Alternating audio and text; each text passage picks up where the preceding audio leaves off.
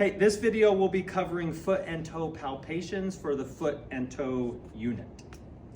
So this is going to correspond to this palpation guide that is published on Canvas. The first palpation is the first metatarsophalangeal joint. So if you pause and you listen, metatarsophalangeal joint. So our phalanx, right? Our phalanx bones in the digit, they're going to come and they're going to create a joint right with that metatarsal. So as you guys, maybe what I would encourage you guys to do is kind of palpate down that first metatarsal, and you're going to come to a spot where there's a little divot. Okay, so here on my good friend, there's a little, the bone kind of comes out, and then there's a little divot right there, and I can actually feel that joint. And if I move this, I can see that joint's right there. Okay.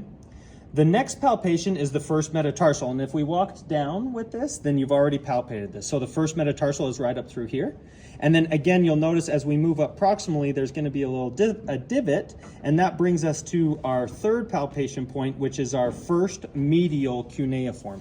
So as I move up this first metatarsal, there's a little divot, and then there's a prominence. Our first medial cuneiform is going to be right there, right above that first metatarsal. Okay.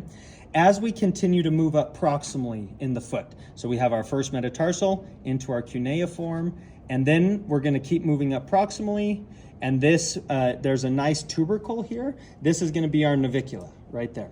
And so you'll notice on our palpation sheet, we have navicula and / navicular tuberosity. And so you can palpate that as we come. So it's just down from this medial malleolus up from that first metatarsal. I almost dropped the skeleton for you guys online. So what we're kind of looking at here, so here's that metatarsal phalangeal joint with the first metatarsal.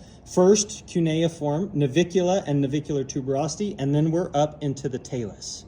Okay, so the head of the talus or the dome of the talus is going to be right up in here.